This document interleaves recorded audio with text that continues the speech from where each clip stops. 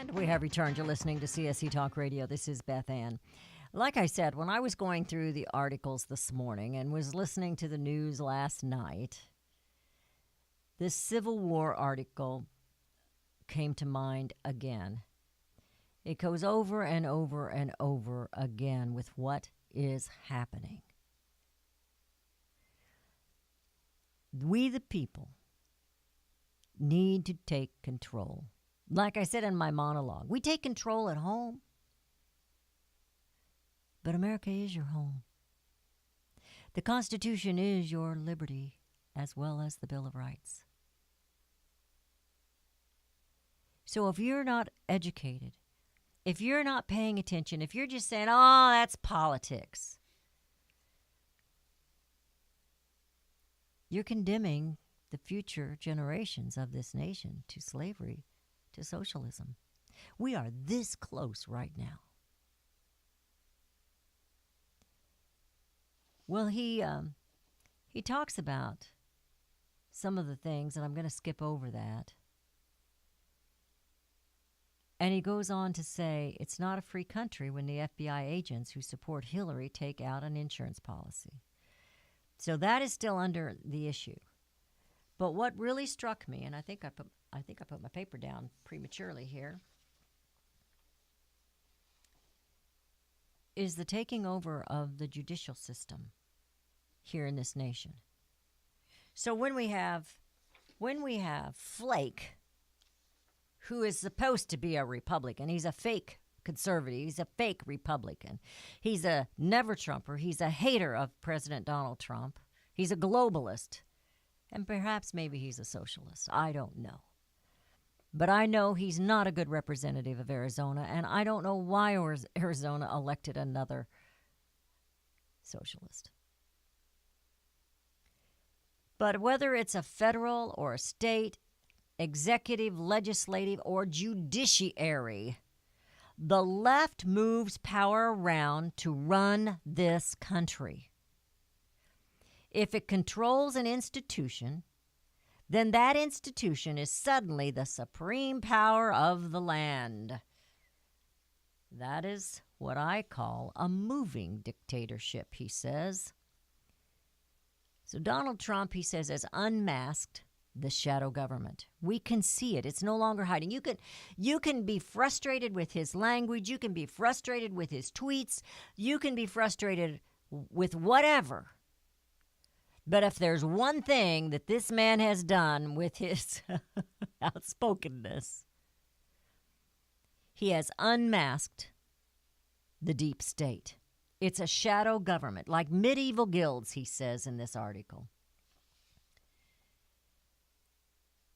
So Flake isn't going to vote for another federal judicial nominee. That's what he said. And I'm going to pull that article out. We're going to quit with this article. And excuse me, I just hit the microphone. Senator Flake, he's a representative from Arizona. He's a Republican from Arizona.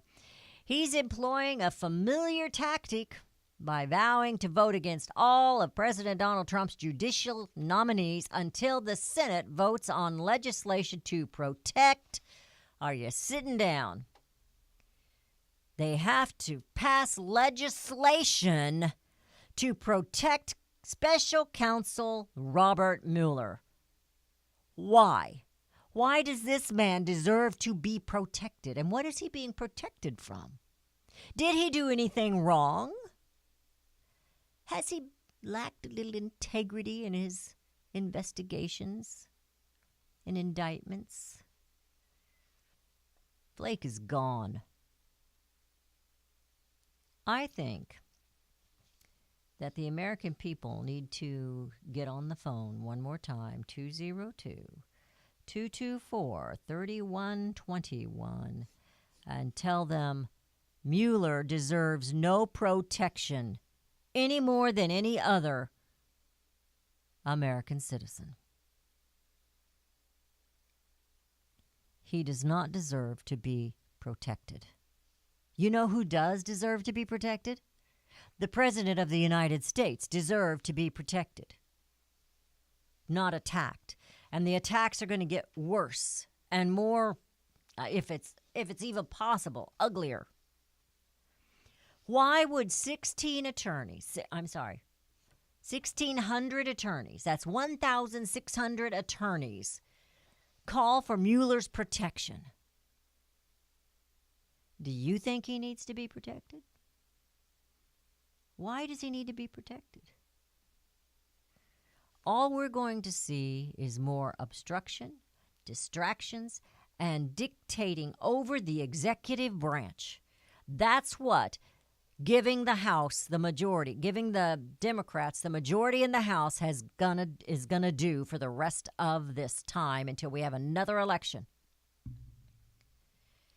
So get ready. It's gonna get uglier, if that's even possible. Mueller does not deserve to be protected. If he's doing an upright, straight job, then nothing's going to happen, right? But for some reason, they think he needs to have legislation to protect him. Well, Kevin McCarthy, he was selected the leader of to lead the House in the GOP, so he's the minority leader now, and that was over Jim Jordan.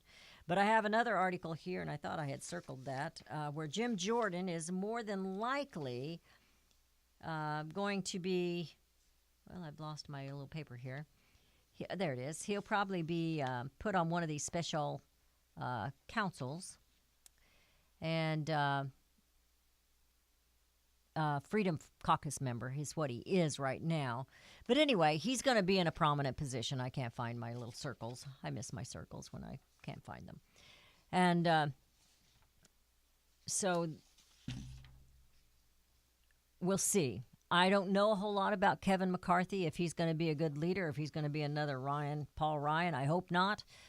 Jim Jordan might have been a little too outspoken earlier on, and maybe he wouldn't be able to work with the majority leader, which we don't know who's going to be. It could be Nancy Pelosi. Oh, heaven, bar the doors, please, please, please. Yesterday, I just casually mentioned this. But this is another thing that's going to happen because the Dems took the majority in the House. And the House Dems, they're going to roll out the pork barrel funding one more time and try to get that passed again. You know what that means, don't you? That means more D.C. occupiers occupying offices and cutting deals. There's no way that this is good for the Americans, for the American citizen. How is it going to suit us? How is it going to help us? It's not. We're in a civil war, whether we want to admit it or not. We are in a civil war. It's not a war of guns just yet, and I hope it never gets there. I pray it doesn't. What I want is for you to get as interested on the outside of your home as you are on the inside. Stand up for what's right and bring America home.